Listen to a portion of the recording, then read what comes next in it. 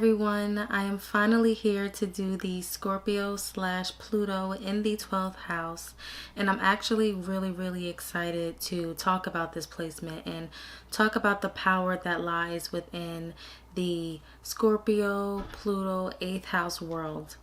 And just as a disclaimer, because I'm starting to understand this more and more as I'm teaching this to you guys on YouTube, that the house placement, the sign, and the planet are all related, but they are not the same thing, and they do not necessarily represent the exact same thing or express a certain energy in the same way. And the main reason why I'm really excited to tap into this Scorpio / Pluto in the 12th house is because I realized that no matter where Pluto sits in your house, or no matter which house Pluto sits in, there is a lot of transformation and a lot of rebirth and destruction that is going to happen here. It is also the area where you're going to have a lot of power if you actually know how to let go, transform, shed old skin, and truly step into that said power. So I'm going to stop right there, and we're just going to hop right into the Greek mythology of Scorpio, which is very interesting.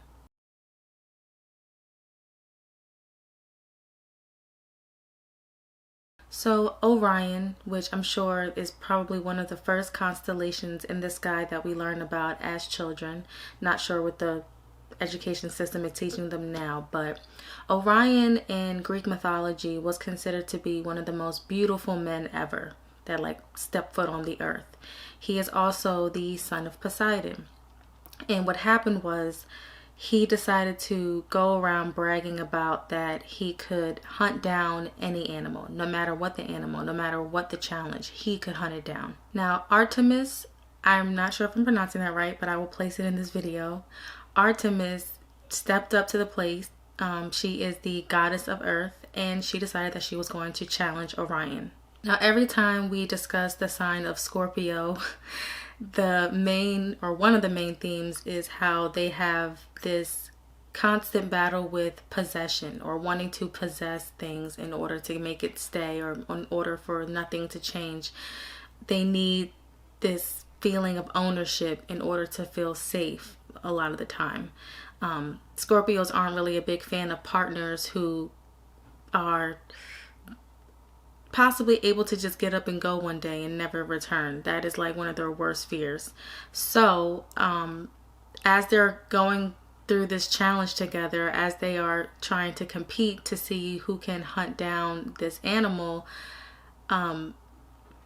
Orion essentially tries to start possessing Artemis. He falls in love with her and tries to possess her, and tries to I guess grope on her in a way.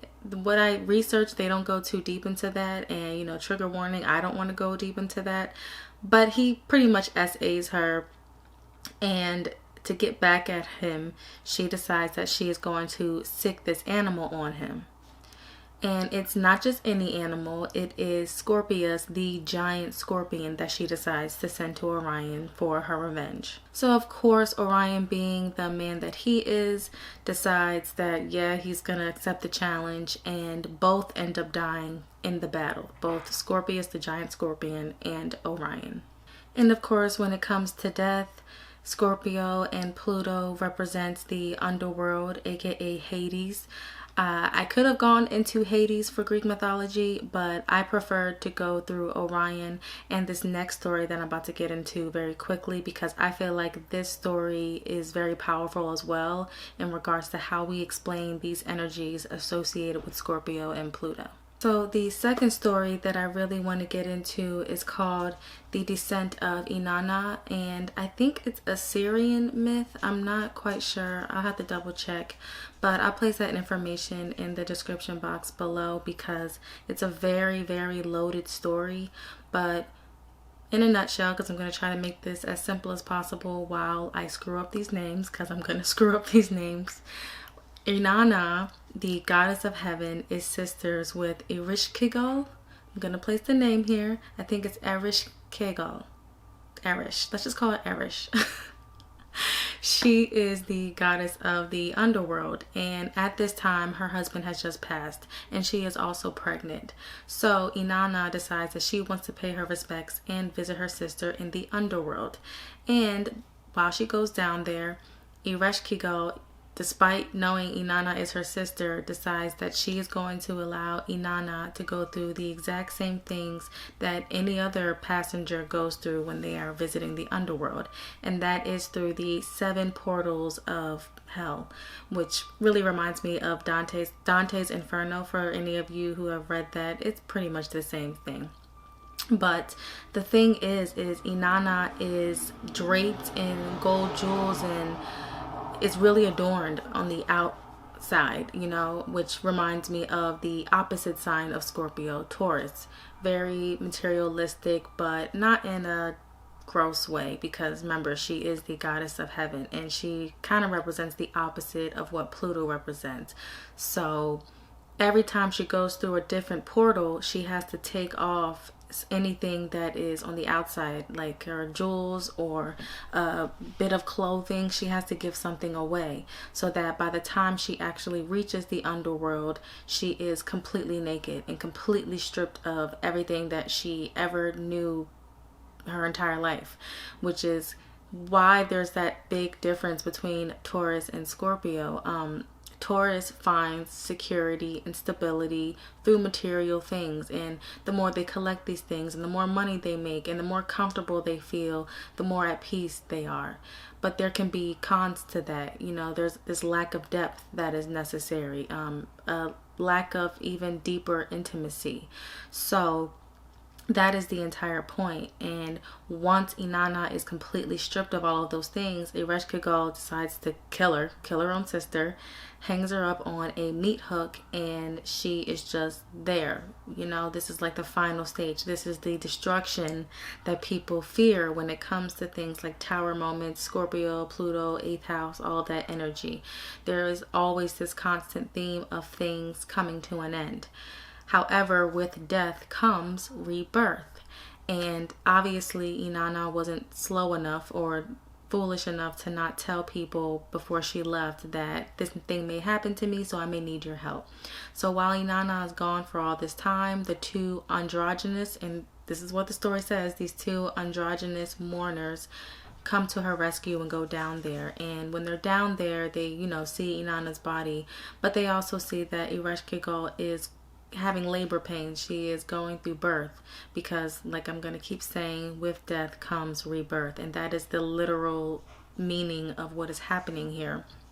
So versus trying to control the situation, they do what maybe a Scorpio or Pluto or 8th house placement may let you do, or what it should let you do when it is at its most high, which is let that person express those deep, dark, shadow parts of themselves so that they can truly know themselves and come back around and be whole and transformed, renewed, and alive, versus finding that aliveness through material items and surface level things. So they help her through the birth, and due to that, she willingly frees Inanna and lets her go with them. And with this, now that she has left the underworld and is back in the heavens, she is renewed and refreshed and a better version of herself, or has a better understanding of maybe what matters to her versus what she might have thought before she went there. I know it's weird and it's crazy, and I could have gone into so many different directions with this story, but I wanted to keep it basic and bare so that you can contemplate it in your mind. And I really enjoyed it. That was the first time that I read this version of a Greek mythology related to Scorpio. So yeah, I think it was really well done, and I think it gave me a lot more than the story with Orion, no offense. And like I said, I feel like Hades is too typical. Anyway, with all that being said, here are a few notes that I want to take from the story that I just expressed and why I expressed them, and then we're going to head over into the meat of all of this, which is Scorpio/Pluto in the 12th house and how it relates to your karmic past life.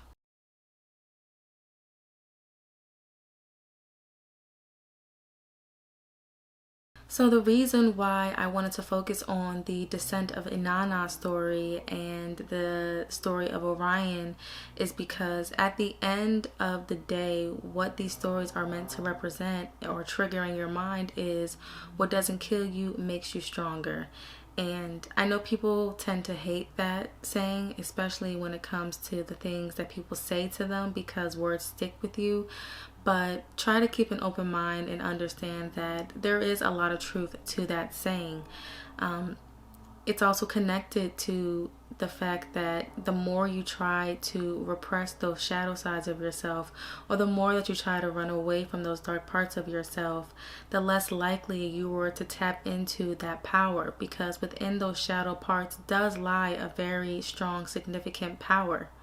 You are blocking what is godlike about you. And with that being said, let's just hop right on into Scorpio in the 12th house, or sorry, Pluto in the 12th house to be very specific. Let's go into Pluto in the 12th house. With Pluto in the 12th house, something that really struck me and made me realize that I think Pluto might be one of my favorite planets at this point, because I thought Saturn maybe, in a way, like I have my own relationship with Saturn, but I really love Pluto because it expresses this sort of death anxiety. Because remember that Pluto and Scorpio represent death. That's, well, 8th house too, but you know what I'm saying. It represents death. But I always found that people don't express enough what you mean by death. Like, it's not just, death in a family or something happening with your own personal death. It is also the idea of death and how all things can have a death.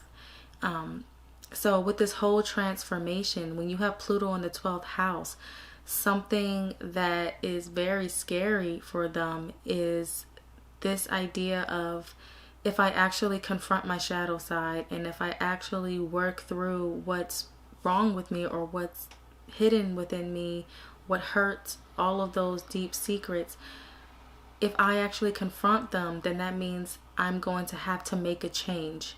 And that is where the death part comes in.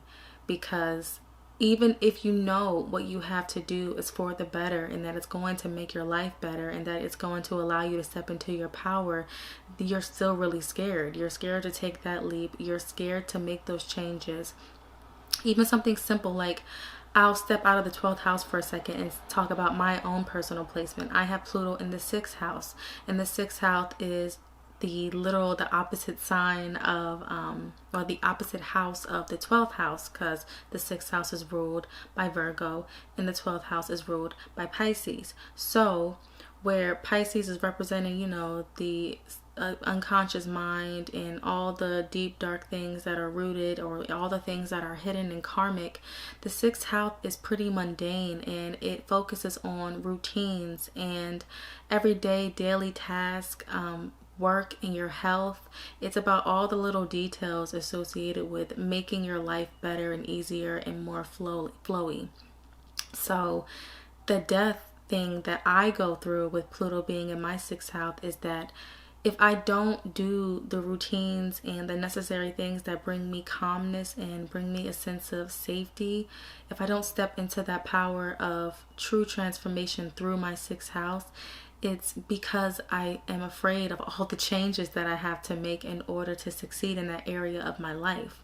Pluto being in my 6th house is showing that there really is a focus and a need for me to always have a proper routine and to pay attention to the details and to pay attention to my health and to be of service to others. Even though, interestingly enough, I feel like Pluto in the 6th house makes it really hard for us want to let our guard down and be of service to others. There's this underlying thing of what's in it for me. And I think that's stemming from like past life things of maybe Taurus energy, of expecting things to come to you and nesting. And maybe if I work step by step and do the basic things that I've always done, I'll get what I want. But when you're dealing with Scorpio and when you're dealing with Pluto in the 8th house, you're dealing with having to work closely with others. You're having to shed all of the old habits that were comfortable to you. You're having to step into world that you were completely unfamiliar with, and that is scary, and that is the literal death of a part of yourself in order for you to step into the transformation. So that's why I love this planet so much. Pluto in 12th house understands that in order to grow and transform, it requires a level of an ego death. And I just wanted to read this step by step from the book. I will place the title and name here because I don't want to rummage through my things while I'm already here. But this novel or this book states, they have the power to sniff out what is weak, hidden, or undeveloped in the psyche of themselves and others. They deal with both their unconscious shadow side, but also the collective shadow side. And what I mean by that is, as we know, like I say in almost every single video, when we're dealing with Pisces in the 12th house and Neptune, it is the type of energy that soaks in all that is around them, that feels everything, and is in a sense all-knowing. But it can also be very hazy and confusing and gets to a point where you don't understand what belongs to others and what belongs to yourself. So when we're dealing with Pluto in the 12th house, a planet that is all about destruction and rebirth, you are dealing with like some of the darkest parts of the human psyche, even darker than what Pisces represents, or what the 12th house in general represents. Because when we're talking about the 12th house, we're talking about mental health and imprisonment, and I'm talking about the shadow sides of the 12th house and karma. And when you pair that with a planet like Pluto that represents death and rebirth and transformation, and basically the ugliest shadow sides of people, you could deal with a scenario like maybe we're in war times, and this random person decides that they're gonna go into an elevator or something and blow it up during this war. And when you really look deep into it, you'll understand that that person didn't even really want to do that. For whatever reason, based on the energy of the society or based on the energy and words of others around them. Like say the person that blew this place up was a teenager. Maybe they have parents that express this type of rage all the time, that express this kind of dangerous energy in regards to other communities or society at large. And they, and their parents, infect this type of feeling in them, and they just end up doing it. That's a very extreme example, and I feel like I'm not explaining it well enough to be for real, but that's pretty much what that is. And actually, let me see if I explain this and it makes it better, because I wrote it down. I wrote a little note next to this because I knew I was going to have a problem with trying to explain this to you. But I wrote down, they could be the one to commit the crime or act, as opposed to others in society who feel more strongly about acting out this darkness. So they are a vessel for other people's dark thoughts and personal actions they wish they could take, or they deep down want to take.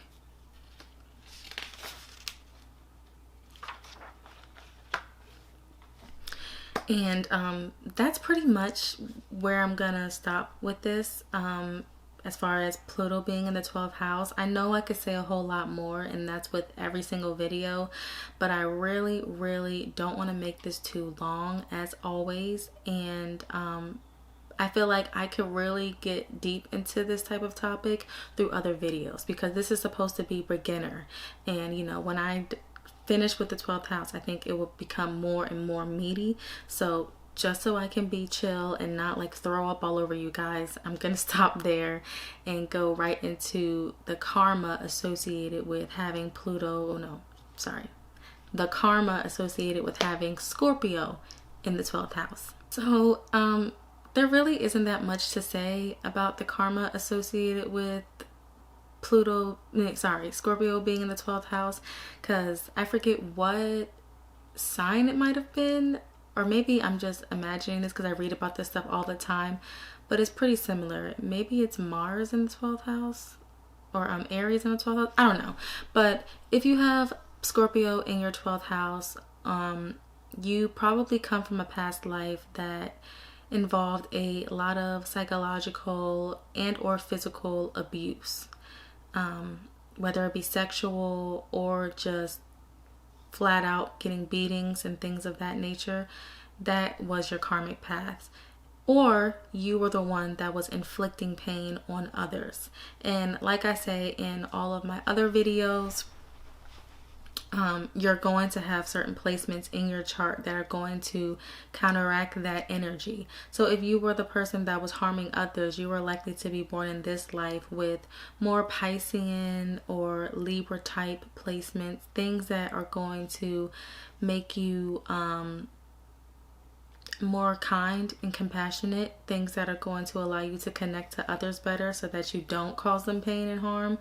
And you could also yourself be placed in a situation where you're now being abused in this lifetime.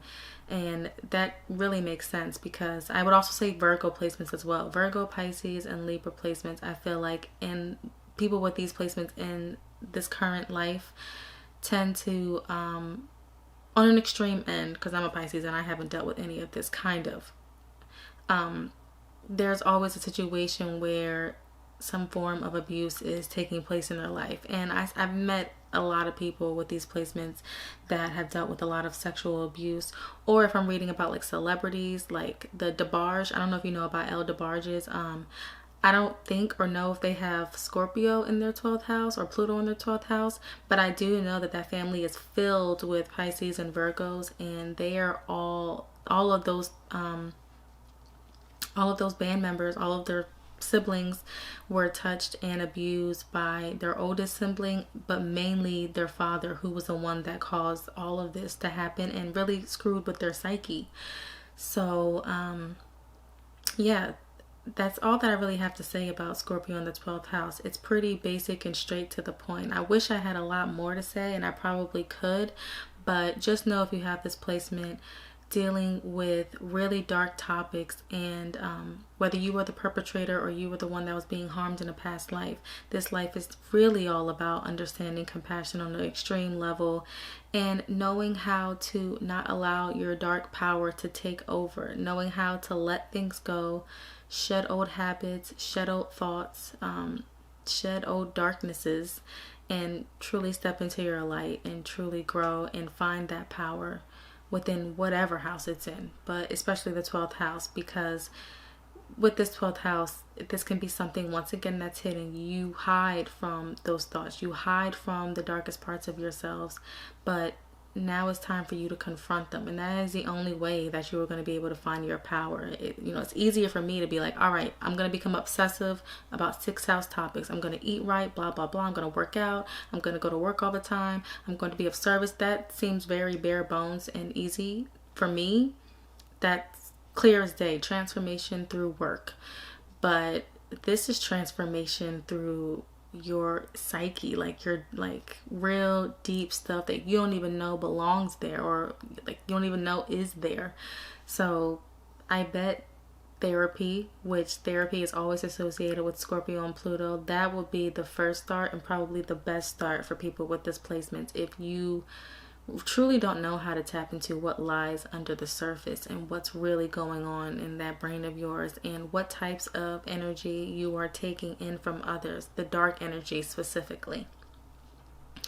So with all that being said, I hope this video was a little bit better than last time. New setup. I actually think I like it. I think I like having my closet in the background. I got my own little lighting situation going on here because my ring light, I left my plug-in for the ring light at my grandma's, so I had to improvise, and I really wanted to get this video